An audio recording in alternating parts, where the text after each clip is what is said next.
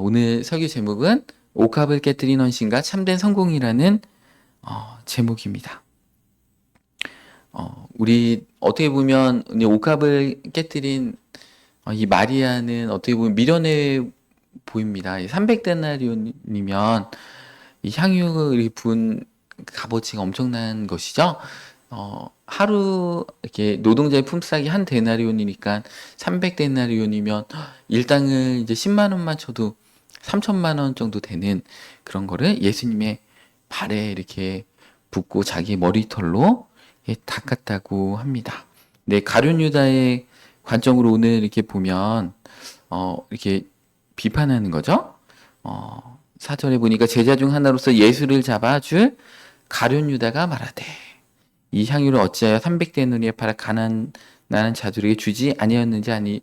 그러면서 이제 어떤 명분을 삶으면서 하나님을 향한 그 어떤 헌신을 깎아내리면서 명분을 쌓는 겁니다. 그러면서 6절에 보니까 이렇게 말하는 것은 가난한 자들을 생각함이 아니요 그는 도둑이라 돈깨를 맞고 거기 넣은 것을 훔쳐감이로라.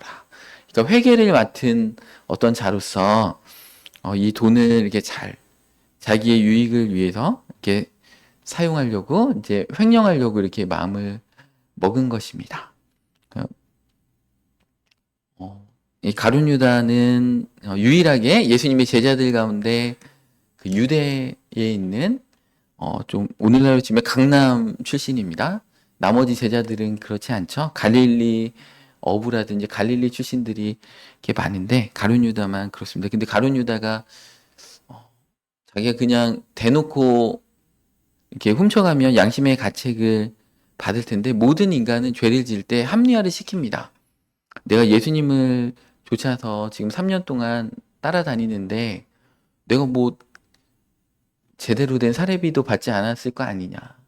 나의 일당만 쳐도 뭐 이거보다 많겠다면서 아마 그럴싸한 명분을 사람은 세우지 않으면 사람은 미쳐버립니다. 그래서 모든 인간은 죄를 지을 때 항상 어떤 명분을 이렇게 탁 쌓으면서 자기를 포장할 것들을 항상 이렇게 계획하지 않으면 인간은 견딜 수가 없습니다. 그래서 아마 이 300데나리온이라는 돈을 이렇게 자기가 횡령하려고 할 때도 뭔가 나는 인텔리고 나는 지식도 많고 나는 학위도 있고 나의 일당은 다른 제자들보다 훨씬 많아.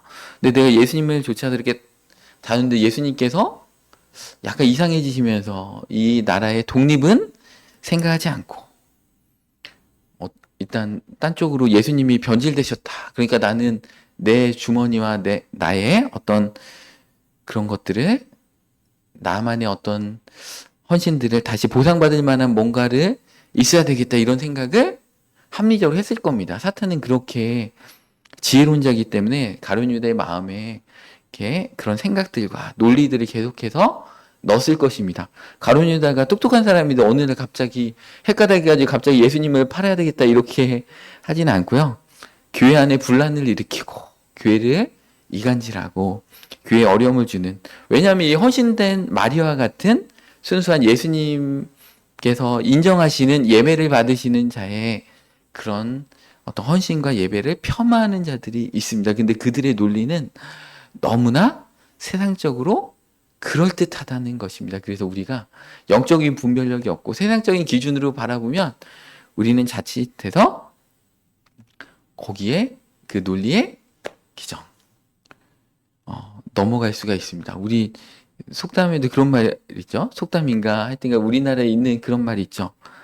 처녀가 애를 낳아도 기정, 다 할 말이 있다라고 기정, 그런 말이 있는 것처럼 그 어떤 논리들을 항상 세우면서 이렇게 하게 됩니다. 그래서 영적인 안목과 영적인 시야와 우리의 진심이 참으로 이렇게 중요한 것입니다.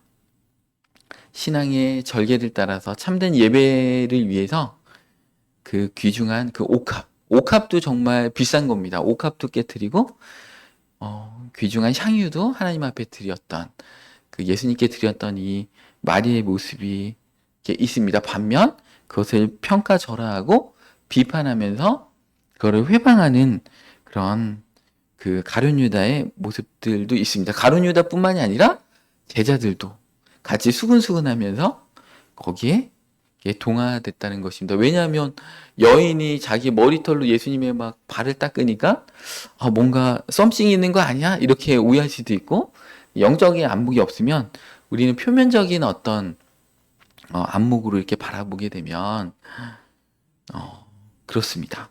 우리 공주의 어느 이렇게 큰 교회 보니까 우리 성찬식을 제대로 해야 된다 하면서 이탈리아, 스페인에서 직수입한 그런 포도즙 한 잔에 몇만 원. 예수님께 온전한 예배를 드려야 됩니다 하면서 그거를 마셨다고 합니다. 여러분들 그게 지금 마리아가 드린 향유하고 같은 가치일까요? 절대 그렇지 않죠. 그러니까 영적인 어떤 양심과 안목이 우리는 살아있어야 되는데 그거는 정말 낭비하는 거고, 기죠.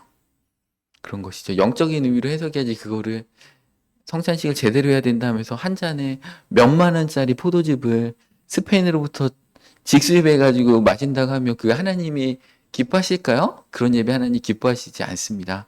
그래서 어떤 때는 하나님 기뻐하시고, 오늘 어떻게 보면 마리아의 이런 향유는 낭비하는 것처럼 보이지만 낭비하는 것이 아니고, 또 공주에 있는 그 모교회에서 그렇게 한 거는 엄청난 낭비를 한 것입니다. 교회에 막 돈이 너무 많아가지고 어떻게 쓸 데가 없대요. 그래가지고 막 그런 일들을 여러 가지를 막 벌인다고 하는, 제가 소문을 이렇게 들었습니다. 오늘 이렇게 본문 말씀 7절에 보니까 예수님께서 그렇게 말씀하고 계십니다. 나의 장래할 날을 위하여 그것을 간직하게 하라. 오늘 마리아 그렇게 값비싼 향유를 부으신 것은 예수님의 장래를 예비하기 위해서 그렇게 했다라는 것입니다. 가난한 자들은 항상 너희 함께 있거니와 8절에 나는 항상 있지 아니하니라. 이거 오늘 특별히 이렇게 비싼 향유를 부은 이유는 예수님의 십자가를 예비하고 기념하기 위해서 그렇습니다. 왜냐하면 아무도 알지 못했지만 이 마리아는 영적으로 알았던 것입니다.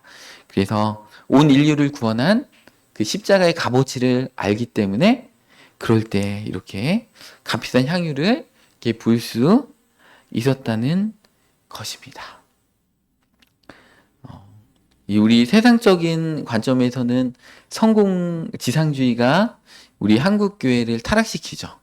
그래서 물질주의, 그런 것들이 한국 교회도 너무나 많이 들어왔습니다. 그래서 실패하면 안 되고 세상적으로도 성공을 해야 되고, 그래서 우리 자녀들이 막 좋은 대학교, 명문대학교 가야 되는 게 말로는 하나님의 영광을 위해서 이렇게 해야 된다. 근데 자녀가 아버지, 제가 선교사로 헌신하고 왔습니다. 요번 그 청년부 수련회 가서 너무 은혜 받아서 제가 선교사로 헌신하고 왔습니다. 목회자로 헌신하고 왔습니다. 그러면 막 너무 잘했다.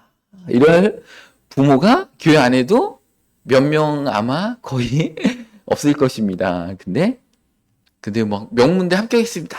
와, 정말 주님께 영광을 돌리게 됐구나 하면서 막 기죠? 그렇게 포장하게 되는 것이죠. 그러니까 결코 그렇지 않죠. 선교사로 가면은 안 되는 것이고, 명문대 가면 주님께 영광 돌리는 것이고, 그런 것은 아니죠. 우리가 성공이라는 것을, 또 영적인 성공이라는 것이 너무 세상적인 기준으로 돼 있고 눈에 보이는 것에 이렇게 되는 것입니다. 그럼 우리가 선교사님들을 생각하면 다 실패한 분들인 거잖아요. 그분들의 노후가 사실 보장이 안 돼 있잖아요. 그분들이 은퇴해서 한국에 오면 어떻게 됐습니까? 연금도 없고 퇴직금도 없는 분들이 이렇게 많을 텐데, 그렇지만 하나님께서 그분들을 먹이시고 입히시고 다 책임져 주실 것입니다. 우리의 인생은 우리가 설계하고 우리가 계획하는 것이 아니고, 인생의 성공을 우리가 이렇게 재단하는 것이 아니고, 하나님께서 평가해 주실 때 그것이 성공이고 그것이 실패이고 그런 것입니다. 성경이 제시하는 성공은 천국의 소망을 두는 것입니다. 그리고 하나님의 나라에 우리가 소망을 두는 것이고, 우리가 성령님의 열매를 맺어서 우리의 주님의 길을 얼마나 걸어갔냐. 우리 다니엘서에도 기죠. 많은 자를 옳은 길로 행하게 하는 자는 별과 같이 영원토록 빛나리라. 우리가 이 땅에서 하나님 나라를 위해서 헌신하는 것들이 어떤 눈에 보이는 가시적인 성과가 없다고 할지라도 하나님은 기억해 주시고 천국에는 다 기록되어 있고 우리에게 생명의 면류관, 의의 면류관으로 하나님께서 갚아주십니다. 그래서 이 땅 가운데 뭔가 업적을 내고, 그죠? 호랑이는 죽어서 가죽을 남기고 우리는 죽어서 사람의 이름을 남긴다고 했는데 우리의 이름을 이 땅 가운데 남기지 않아도 아무 상관이 없습니다. 하나님께서 기억해 주시면 그 인생은 세상에서 아무도 기억하지 않고 어떻게 보면 초라한 그런 어떤 삶이라고 할지라도 성공한 인생인 것입니다. 흔들리지 않는 편안함은 이 시몬스 침대가 줄지 몰라도 우리가 하나님 나라에서 참다운 평안함은 그 비싼 침대가 우리한테 결코 줄 수가 없습니다. 하나님은 우리가 영적으로 성공하면 우리의 마음에 보상해 주시죠. 우리의 마음에 은혜를 주시고 감동을 주시고 사랑을 주시고 그러면서 참된 인생의 가치가 무엇인지 우리의 삶에 참다운 비전을 주시고 그래서 참다운 비전을 향해서 우리의 하나뿐인 인생을 값지게 달려갈 수 있도록 하는 것입니다. 우리 인생에 정말 하나님 나라만큼 값어치 있는 게 어디 있습니까? 세상에서 아무리 성공했는데 우리 가정이 막 파탄나고 불행하면 안 되잖아요. 우리 가족이 정말 소중한 것이고 우리의 건강이 또 소중한 것입니다. 막 세상에 부귀영화를 좇아서 야근하고 막 자기 이 한 몸 바치다가 이렇게 연세 드셔서 또 몸이 건강치 않아서 이렇게 벌어놓은 그 모든 그 돈들을 다 그죠? 병원에다 다 이렇게 바치시는 분들 얼마나 미련한지 모릅니다. 고린도후서 6장 9절 말씀에 보면 바울이 이렇게 얘기를 하고 있습니다.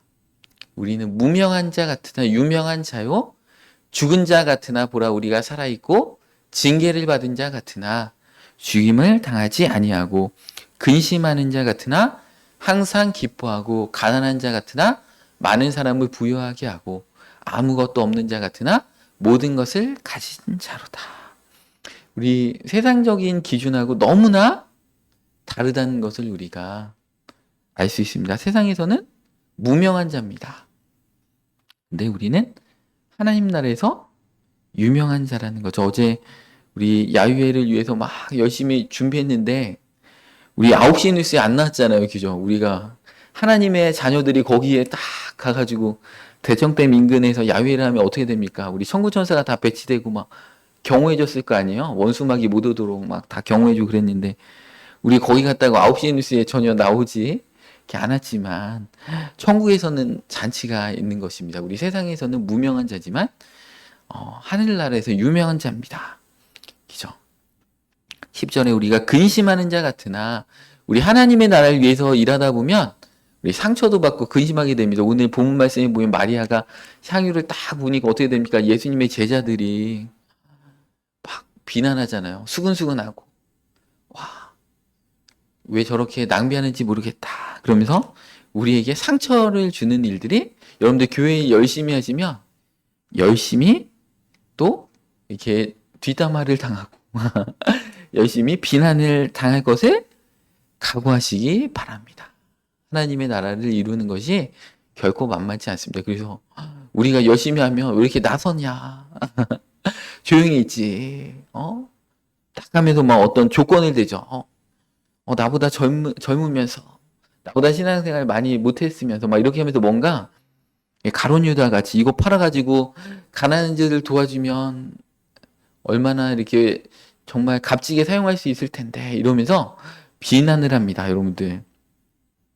그러니까 어떤 행사를 할 때 항상 비난하는 사람이 있어요. 예를 들면 어제 상품을 이렇게 줬잖아요. 그러면 와, 우리 값진 체육성교회 그 예산을 왜 상품을 이렇게 낭비하느냐 이런 비난하는 사람이 꼭 있습니다. 왜냐면 가치관이 우리 다 다르기 때문에. 그러니까 여러분들은 어떤 비난의 마음이 딱 들면 그냥 가만히 계시면 됩니다. 왜냐하면 어떤 기준으로 봐도 이렇게 가치관이 다 다르기 때문에 교회는 이해해주고 협력해주고 합력해주고 그러면 되는 것입니다. 그죠? 우리는 가난한 자 같으나 많은 사람을 부유하게 하고 우리가 야근하면서 막 돈 벌고 자기의 통장을 채우고 이러는 거에 우리 삶의 목적이 있는 자가 아니고 우리는 하나님의 나라를 할 때 기쁜 거잖아요. 그죠? 여러분들 목사는 어떤 사람들이 되는 사람이냐면 가족만 놓고 있어도 막 설교하고 싶어서 막 미치는 거예요. 그러니까 노가다를 뛰고 재정적으로 어려워도 그냥 가족 2명 놓고 막 설교하는 그 기쁨 가운데 그런 비전 가운데 있는 겁니다. 여러분들 교회 봉사도 마찬가지예요. 교회 일들은 내가 가진 그 달란트를 내가 하나님 나라를 위해서 헌신하지 않으면 내 마음이 너무 불편해요. 그 사모함이 이렇게 있어요. 여러분들 막 각 부서에서 우리 교회 안에서 섬겨주시는 분들 있잖아요. 제가 우리 교회는 개척교회라서 사실은 봉사자로 섬기실 분들이 많이 필요하지만 저는 절대 강요하지 않아요. 이렇게 강요해 본 적이 한 번도 없는 것 같아요. 근데 여러분들께서 하나님께서 그 마음에 소원을 두고 행하시기 때문에 기쁘신 뜻을 위해서 기죠. 여러분들 마음에 그 소원함을 주시고 교회에 어떤 빈자리가 보이게 하시고 내가 이 위치에서 섬겨야 되겠다라는 마음이 이렇게 자연스럽게 하나님께서 주시거든요. 근데 그 마음을 내가 거부하면 여러분들 엄청 괴롭잖아요. 그러니까 여러분들이 막 자발적으로 그 일들 가운데 하시는 겁니다. 그럼 하나님께서 기뻐하시는 거죠. 우리는 서로 지체기 때문에 서로 이렇게 세워가는 거잖아요. 목회도 그렇게 하는 겁니다. 사실은 목회 길이 쉽지 않아요. 근데 안 하면 내가 괴로워요. 막 개척교회 성도님들 많지 않아도 막 하나님 말씀 내가 깨달은 이 말씀을 전하고 싶고 막 그런 겁니다. 여러분들 선교사님들 왜 나가겠습니까? 그 고생스럽고 덥고 춥고 막 이런 곳에 월급도 막 받지 못하는 그곳에 왜 가겠습니까? 그 마음이 있는 거예요. 정말 이방인들을 향해서 복음을 전하지 않고서는 막 괴롭고 막 내가 내 젊음을 바치고 그러고 싶은 마음이 이렇게 드는 것입니다. 오늘 고린도서의 바울이 그랬다는 것입니다. 여러분들 우리 자녀들을 위해서 뭔가 해줄 때 여러분들 막 계산합니까? 내가 얘한테 뭔가 투자해가 장부를 막 다 달아놓고 학비를 얼마나 들고 학원비를 이렇게 해가지고 나중에 한 30%의 그죠? 투자 수익률을 막 거둬야지. 그런 마음이 있는 게 아니고 우리 자녀들에게는 자발적으로 그죠? 자원해서 우리 자동차가 이렇게 지나가서 우리 아이를 칠 것 같으면 부모 어떻습니까? 대신 뛰어들어서 죽을지라도 우리 자식을 구하고 내가 대신 죽을지라도 그런 마음이 있는 것처럼 우리 하나님 나라를 위한 그 마음도 이와 같다라는 것입니다. 세상에서는 우리가 대접받아야 되는 거죠. 그죠? 그리고 잘난 척을 하고 그렇게 자랑을 해야 되는 거잖아요. 여러분들 그 군대에서 장군으로 이렇게 전역하면 자기 문도 이렇게 차문도 제대로 못 엽니다. 왜냐하면 그 병사들이 다 해줬거든요. 이게 섬김을 받는 그 습관이 몸에 배었기 때문에 그렇습니다. 우리 세상에서 막 정치를 하면 이게 중독돼 가지고 결코 헤어날 수 없다라고 하잖아요. 그 막 명예와 이런 것들 그리고 정말 이렇게 선량한 사람도 국회의원만 한번 됐다 하면 그 세계에 물들어 가지고 정말 이렇게 변질되는 모습들 우리가 많이 이렇게 TV에서 이렇게 보잖아요. 우리는 세상적인 어떤 가치를 가지고 살아가는 자들이 아닙니다. 어떻게 보면 우리가 초라해 보일 수도 있습니다. 세상적인 기준으로 볼 때는. 그렇지만 우리는 우리의 것들을 정과 욕심을 십자가에 못 박고 예수님의 생명이 우리 가운데 부활 생명으로 살아나서 하나님 나라를 위해서 사는 자들입니다. 그래서 어떤 일들에 대해서 신앙적인 가치관, 기독교적인 세계관을 가지고 우리가 해야 됩니다. 요번에 우리 그 인권위원장으로 이렇게 되신 안창호 인권위원장 이렇게 보니까 그분이 크리스찬이다 보니까 이렇게 진화론을 이렇게 반대하고 동성연애를 반대하다 보니까 막 그 야당 의원들한테 엄청난 공격을 받았잖아요. 근데 그 야당 의원들 가운데 기독교인들이 많았는데 기저 전도사님도 막 진화론과 동성연애 가지고 그 안창호 위원장을 막 전도사님 출신이 막 그렇게 하고 목사님 아들인 분이 막 목사님 아들인 분이 어떻게 그렇게 신앙적인 이유를 가지고 그 안창호 국가위원 그 인권위원장을 그렇게 공격하는 저는 깜짝 놀랐어요. 그러니까 이게 교회 안에 전도사님이라고 하더라도 목사님 자녀라고 하더라도 생각은 다 다르구나. 우리가 그렇게 생각을 해야 됩니다.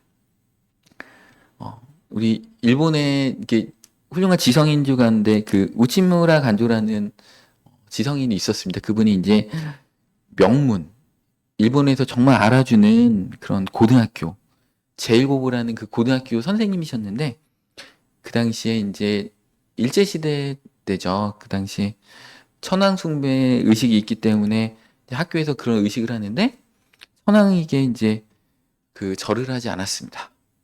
크리스찬이기 때문에 그런 거죠. 그러니까 전 국민들한테 완전 욕을 먹고 막 그 제자들도 스승으로 인정하지 않고 이제 해임돼 가지고 또 그 당시에 테러를 당해 가지고 그 사모님도 돌아가시고 이제 미국으로 이제 가 가지고 맨해튼에서 이제 식당을 이렇게 하는 그런 환경 가운데 이렇게 빠지게 됐습니다.